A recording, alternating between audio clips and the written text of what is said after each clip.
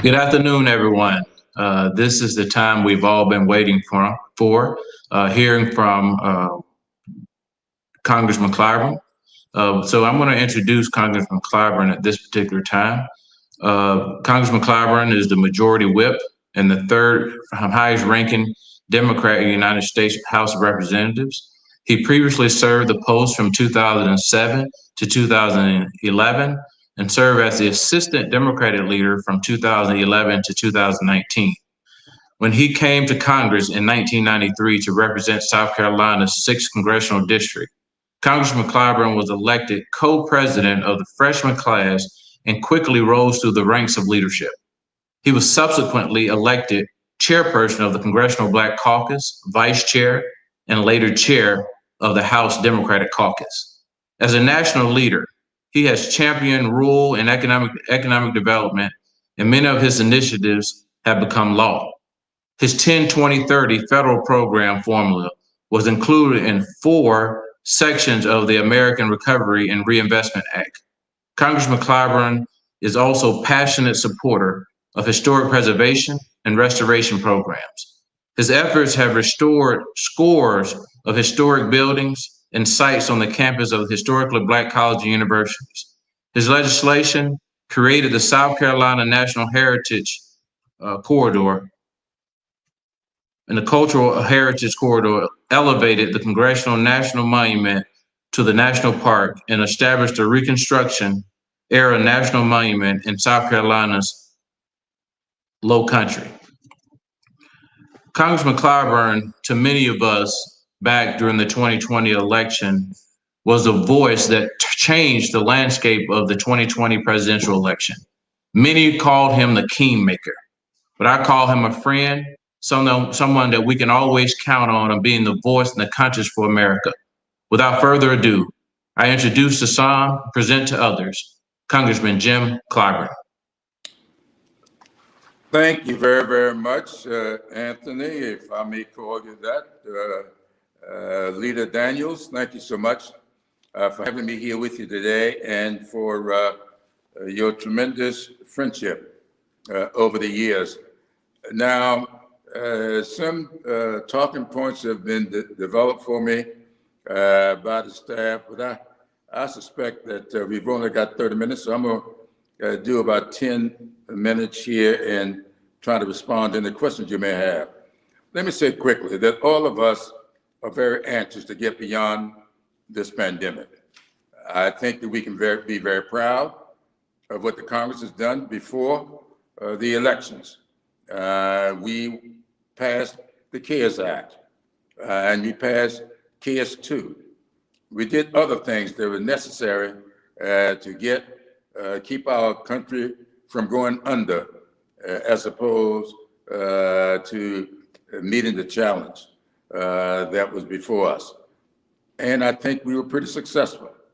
Then the voters intervened last November and helped to change things here in Washington. We now have a president that understands what it is for working men and women to try to eke out a living, understand what it is to help young people fulfill their dreams and aspirations, understand what it is to come back after the head of household has lost a job. I always say that the best teacher is experience. And we now have a president who is experienced in his life many of the things that you and I have experienced over the years. And so we are now working very closely with this president. And in my capacity as chair of the House Select Committee on the coronavirus, I'm working very hard to make sure that the expenditures that have been made by the Congress funding our efforts, that this money is in fact well spent. We use 3 words as our guidance: efficiency, effectiveness, and equity. Those are the 3 words that guide us. Now, while all of this is going on, here in Washington, here in Congress, there's some other things going on as well. We cannot sustain this comeback. We cannot build back better, as the president would say, until we do what is necessary to sustain this recovery. We've had recoveries in the past. Back in 2009, we had a recovery. It was not big enough, it was not bold enough, and it was anemic in so many ways. Joe Biden learned his lesson because he was put in charge of that as vice president by then our new president, Barack Obama. So he's come forward with a big, bold program, not just the Rescue Act to rescue the economy, but he is now proposing an infrastructure bill that will move this economy forward. And so we've got to get engaged in doing what is necessary to get that legislation passed. You listen to all the debate, and you know that people are arguing on the other side that they are all for traditional infrastructure programs like roads and bridges. Well, tradition won't get it. For anything to be a tradition, it's got to be in the past. We got to be futuristic with this infrastructure plan. Infrastructure has got to be expanded beyond roads and bridges, even beyond water and sewage, even beyond ports and rails. It's got to include school construction. It's got to include affordable housing. It's got to include broadband. To me, broadband will be to the 21st century what the electricity was to the 20th century. Infrastructure bill without a massive broadband bill will leave too many of our people behind. We hear a lot of people talking about how great Franklin Roosevelt's New Deal program was. You will never hear Jim Clyburn talk about how great the New Deal program was, simply because in South Carolina and Alabama, the New Deal was a raw deal for many of the communities because it left them out. The CCCs, Civilian Conservation Corps, WPA, Works Products Administration, those programs had a little tag hung on them when they came south, white only. So we don't want to try to repeat, and I keep seeing it in the media, Joe Biden needs to be another FDR. No, he doesn't. He needs to do better than that. And that's why he needs to build back better. We cannot have those kinds of programs. We didn't get the armed services integrated. We didn't get those fair employment practice programs. Those things came along with Truman after Roosevelt. And then we got Lyndon Johnson. Of course, Truman's from Missouri, not necessarily a southern state, but in fact a slave state. Lyndon Johnson from Texas. And of course, Delaware is not a southern state, but it too was a segregationist state. And that gives this president the kind of background and experiences that Lyndon Johnson had, that Truman had, that Roosevelt did not have. Just look it up and you see that we are in a good position with this president to get some things done. But we can't stop just with broadband and infrastructure. We gotta do something about voting. And I wanna be clear here. I have not asked Manchin or Sinema or anybody else to give up the filibuster. But I want everybody to be clear. Congress has made an exception to the filibuster for the budget. And it's called reconciliation. You've heard it. That's how we passed the Rescue Act, using reconciliation. And quite frankly, that is because we could tie that to the budget.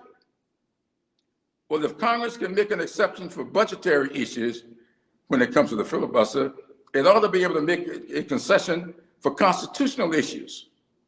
And voting is fundamental when it comes to the Constitution. And it's right there in Article 1, Section 4 of of the United States Constitution that Congress has the right and nobody else to determine federal elections. And no state has got the right to overturn a federal election. That's why the states could not put term limits on Congress people. You can term limit anybody you want at the legislative level, but they cannot put term limits on Congress people, because if you look at the Federalist Papers, as I have, and see what Federal Papers 59 by Alexander Hamilton talked about that extensively. So this thing about that Mitch McConnell said yesterday, that this bill, H.R. 1 and H.R. 4, that there are attempts to take over state elections. That's not what they are. They are attempts to keep states from taking over federal elections. So let's be sure we get the argument. Don't let these people carry this argument. That's exactly what this is. We are saying to the states, especially down there in Georgia, down in Florida and Texas, out in Iowa, that have already passed these bills. And 48 of our 50 states have proposed restrictive bills. We are saying to them, you are not going to be allowed to impose your nullification on federal election. That's all this is. Interposition and nullification, put on steroids.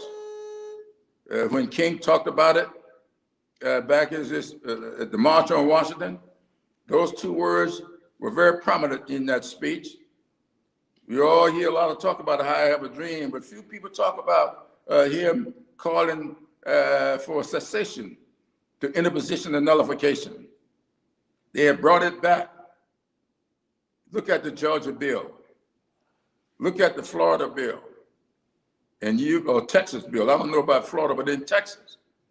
And they've got provisions in the legislation that says that we're going to take the authority away from the Secretary of State. We're going to give the legislature the ability to overturn the election. They're saying that if Warnock runs for re-election and wins, we still going to have the authority to overturn the results. That's what this stuff is. So I want to thank you guys for what you do. I want to thank you all for having me here with you. But I want to say to you that we are at an inflection point in this country that we have not had since post-Reconstruction. Reconstruction, we got to remember, didn't last for 12 years. And in 1877, Reconstruction came to an end, and then came Jim Crow. Well, what we're experiencing is another post-Reconstruction. And maybe James Crow, but whatever Crow it is, we got to make sure that it does not succeed. So thank you guys very much for having me with you. And I want to reserve the balance of my time for any questions you may have. And without you back to the leader, my good friend, Anthony Daniels. Thank you, Congressman Clyburn. It's always good to have you and be with you. We've certainly been, you're one of the, you're someone that we admire, especially myself, and really look and watch your life work and really applaud you on all that you've done, especially South Carolina State and in South Carolina in general. And we just, we look forward to all that you will continue to do. I would say that one personal question I have is, I watched how you were able to kind of change the dynamics of the presidential race and really elect President Biden. And so can you talk a little bit about kind of some of the inner workings of what was going on and kind of what you felt during that moment? Because I understand that there's probably a lot of pressure from all different angles to support this candidate, that candidate. But, you're the person, you're the American hero. You're the person that I believe has saved our democracy. So if you can talk to a little bit about, what it felt like at that moment and help you make that decision. Well, thank you very much for that question. I suspect that you mentioned South Carolina State. Well, South Carolina State plays very prominently in that, simply because March 15th to be exact, 1960, is the day that I met my late wife, Emily. We met on that day at the Orangeburg County Jail. And she came from a little 22-acre farm down in Berkeley County, South Carolina. I grew up in Sumter, and we met that day on that campus. She brought food to us who were in jail, and she brought a hamburger that she broke in half and shared with me. I was so grateful for that hamburger, I married her 18 months later. It was at my fish fry in 2019, which was about 4 months before she lost her battle to diabetes. When I got home that night from the fish fry, I sat down with her and I shared with her how successful the fish fry had been. And I said to her, I said, we're going to have a real difficulty this year because over 20 people are running for president, and some of them are good friends of ours. We're going to have a tough time making the decision. She said to me that night, I don't care how many people are running. I don't care how many of them are close friends of ours. If we want to win, we'd better nominate Joe Biden. She told me that at May or June of that year. And that was on my mind. It stayed on my mind. She passed away in September, but it stayed on my mind. So I was never going to do anything but vote for Joe Biden. I couldn't make up my mind as to exactly how I would go about campaigning for him until the Friday before the South Carolina debate. I went to the funeral services of my late accountant. He'd been our accountant for 25 or 30 years. In fact, we've been classmates in law school. Of course, I didn't graduate from law school. Let me be sure about that. I went to law school a year and a half and dropped out to run a state agency. Promised my wife I would go back a year later, and I'm still waiting to go back.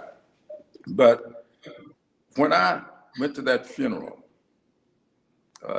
as I paid my respects and I turned to walk away from the coffin, I caught the eyes of a lady who was sitting on the front row, far end of the bench, and she beckoned me over to her. And I went over. I had never seen her before. And she said to me, I need to ask you a question. And if you don't want anybody to hear the answer, you lean down and whisper it in my ear. And she asked me, who are you voting for in this primary? And I leaned down and answered her by saying, I'm going to vote for Joe Biden.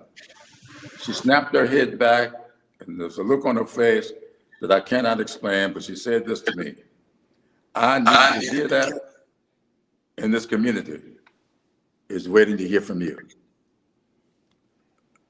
Did I get cut off? No, you didn't. Okay. You're good. She said, I need to hear that, and this community needs to hear from you. And I got back in the truck when I left that funeral. I called around. You may know Antoine C. Wright, who handles a lot of my media. I called Antoine. I said, Antoine, I got to make this endorsement, and here's the way I want to do it. And here is what I need you to do in preparation of it. And the rest is history. I made the endorsement. It was as emotional as it was because I was thinking about that lady and I was thinking about my late wife and what she had said to me. And that went into that endorsement. And so I give her credit. I give South Carolina State, where I met her on that campus. In fact, just before she passed away, we had raised and had donated to the school. We had an endowment of about $1.7 million to the school. And she asked me, just before we passed away, she says that they had named the Honors College down in South Carolina State in her honor. And she said to me, I don't want that Honors College to ever go lacking, and requested that I move all of the money we sent to South Carolina State into the Honors College, which we did.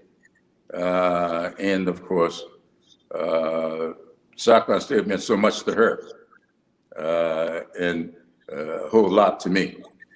And so Emily, Mrs. Janie Jones, who I never met before that Friday, and South Carolina State all played a big role in that endorsement. Well, I will tell you that that endorsement was so powerful to where it just triggered through the South, and it really captured the hearts and minds of folks and communities all across the South.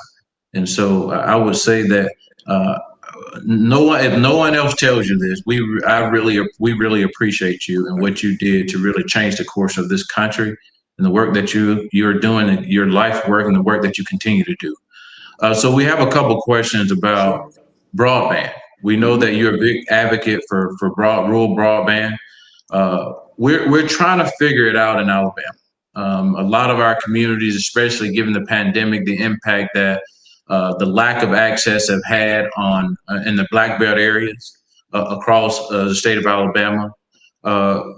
What can we do? What do you see in the future for the future of broadband, especially in underserved and minority communities in rural areas and some urban areas that have similar problems? Well, there are a couple of things we can do in preparation for what I hope will be a big, big number coming out of this infrastructure bill. I've proposed what we call the Accessible Affordable Broadband for All. That bill is an $85 billion bill. Amy Klobuchar has introduced the companion bill in the Senate. We got it, commitments both in the Senate and the House to make it a big, big part of this effort. Now, here's what can happen in Alabama. I would say get in touch with the powers that be and see what kind of mapping has been done and whether or not you can get involved in that. Now, South Carolina has what I would say is the most comprehensive, exact mapping program in the country. The folks who are, because I've been involved in this for so long, until I've had people preparing for this, we got to get the mapping done. We now got our mapping done in South Carolina. We know exactly where to put fiber. We know where we need to put satellites. I'm sorry, towers for over-the-air stuff. We've got all that done. We're just waiting on the money. Because we're not waiting. Because in the CARES Act, we had money in there for broadband. And I made sure that South Carolina spent it on broadband. One tranche of $40 million. This first tranche was $30 million. Then the second tranche of $40 million. So sit down with the governor. I know down in Mississippi, my daughter, who used to be at the FCC, she worked very closely with Mississippi. The governor down there happens to be a Republican, but the governor worked very closely with Mignon to get the stuff done down there in Mississippi. I don't know what's going on in Alabama, but I would say get with the authorities to be, get with the potential providers, and don't. What they did in a lot of these states, they went out and got states to change laws to keep municipalities and small companies from being involved in this. I went to work with the governor and said, no, we can't do that. Like Orangeburg County, South Carolina, that county where South Carolina State is, they're participating in broadband. A lot of counties can do it, towns can do it. Just sit down with people and start planning for it, because I think that within the not too distant future, the money is going to be there, and we need to take advantage of it. Let me say one thing in closing. Be very careful. The reason I'm talking about the mapping, let me tell you what the FCC has done. And one of the reasons Mignon Clyburn is not at the FCC now, when she left, she says, I'm not going back. And she left very upset because of one rule that they put in place. The outgoing commissioner or chair of the commission, Pye, Here's a rule. If one residence, one house in a census tract has the internet, the entire census tract is considered covered and they go on elsewhere. Think about that. I don't know about Alabama, but we used to have a lot of plantations in South Carolina. And the big house will in all probability have the internet. But every little house around it ain't got no internet. But according to the FCC, they have, because under their rule, if one house got it, every other house is perceived to be covered, and they go on to the next one. That's the kind of stuff that we're changing in this law. And you can't get a good result from that if you don't have good mapping done. So whoever's in charge of doing the mapping, sit down with them and start the mapping so that you can make sure that these rural communities are covered. Well, thank you. We have a couple questions from legislators. We want to know, how can Congress and state legislators, especially on the Democratic side, work more closely when we're dealing with issues, whether it's redistricting, broadband, and delivering services to minority communities? And they think that there needs to be a closer relationship between the federal and the state legislators. Because when a lot of the dollars are coming down, we want to make certain that we understand what's in the legislation, the benefits, and to make certain that our communities are not left behind. You hit on something that's very, very close to my heart. Now, we have a saying down in the South, and I know you've heard it. When the world gives you lemons, make lemonade. Well, COVID-19 has delivered a lemon to us.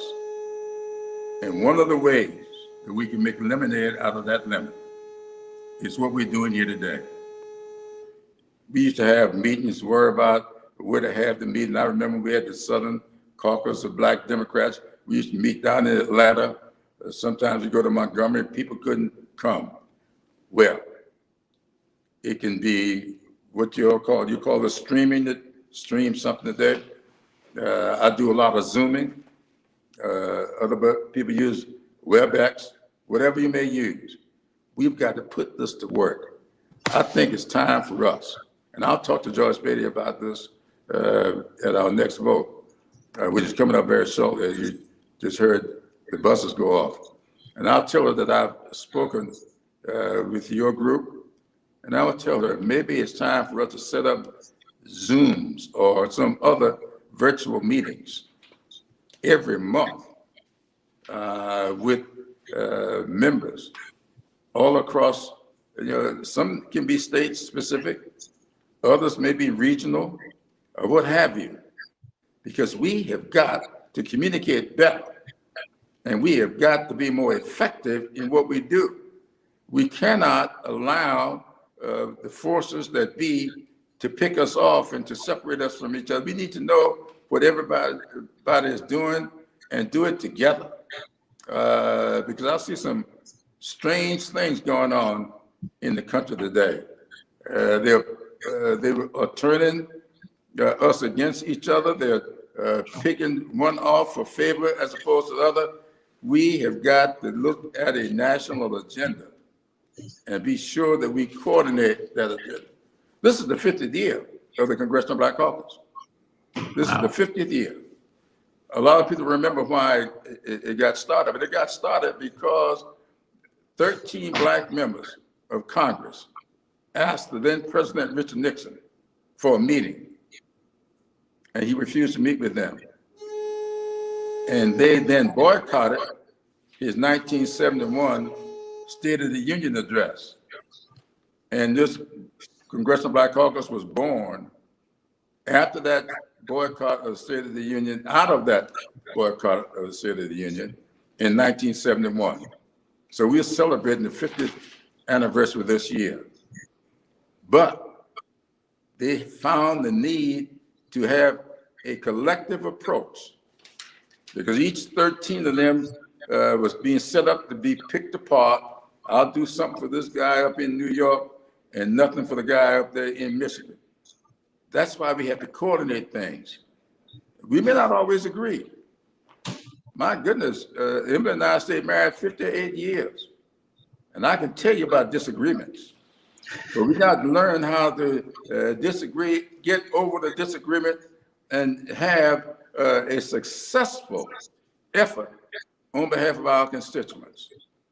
We don't have, I don't believe in it. If everybody agreed with everybody all the time, nobody will have any growth. So let's celebrate our disagreements and be man and woman enough to sit down and says, maybe I'll get my way the next time. I've lost this battle this time. Don't get mad and go away. Start something new. Come back together.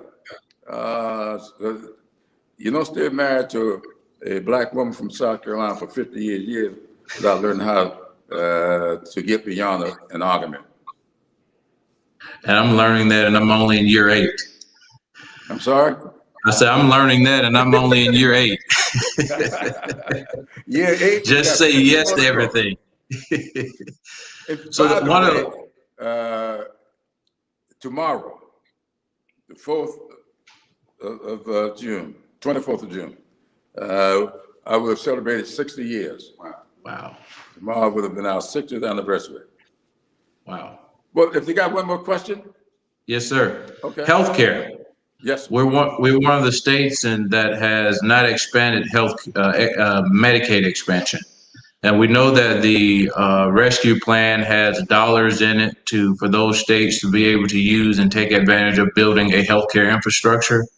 What are some of the things we're pushing very hard, and we have a lot of groups that are on board, but we want to make certain that, you read stories about the impact of the coronavirus, especially among communities of color. But now we have an opportunity to expand Medicaid again. Can you talk about some of the things that you think other states are doing that's creative, that red states that are doing, that have decided to create some type of healthcare plan, whether it's called, whatever the healthcare name is. We don't care what the name is. We're more concerned about getting folks access to healthcare. Well, thank you for that question. Terry Sewell, as you know, a mother just passed away. She's not in the CBC meeting today. I came out of the CBC meeting where I give a report on just this subject. And so this is a very timely question for me to close on. Look, 12 states, Alabama is one of them, have not expanded. South Carolina is one of them. Of the 12 states that have not expanded Medicaid, I think Wyoming, South Dakota, there's another one, only states that's not in the South. And what we've got to do is take a look, not just at the Rescue Act, because we are now pushing. Robin Kelly and I met at a press conference this morning on this subject. And we are working out a way, and we don't have the full commitment from the White House yet. We are trying to get the commitment from the White House to do 3 things as it relates to Medicare. Number one, not Medicare, as it relates to healthcare. Number one, make the child tax credit permanent. And we now have it, what's for 1 year.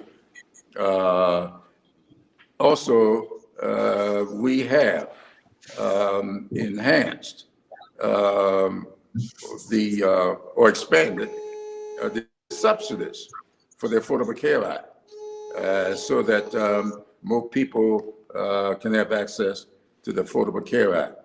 But thirdly, we want to have a federal expansion of Medicaid in those states that have refused to expand it.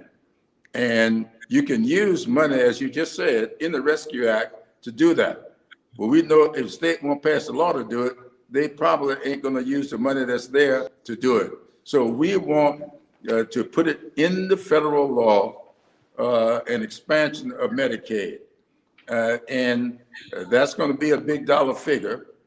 We're still negotiating with the White House on it. But what I want to do when Terry gets back, I'm going to sit down with her, explain to her the bill that Robin Kelly and I are pushing, and I'm negotiating with the White House on bringing them into that discussion. So I believe, I feel sincerely, deep down inside, that by this time next year, by the time you guys run for re-election next year, you'll be able to run on Medicaid expansion. I think we're going to get that done.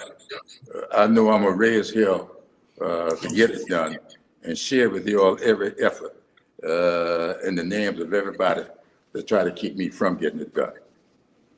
Well, we certainly appreciate that. And as always, America thanks you, and we thank you for what you've done to change the course of our country for the better.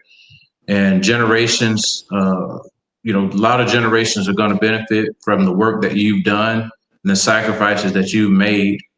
And always good to be among a friends, a mentor, someone that I certainly admire and look up to, and want to be one day be half the man that you are, and accomplish some of the things that you've been able to accomplish to move this country forward, not just South Carolina, but this country forward. And we want to thank you for your time, on behalf of all the members of our entire caucus and all of our sponsors and all of those individuals that are participating in today's program.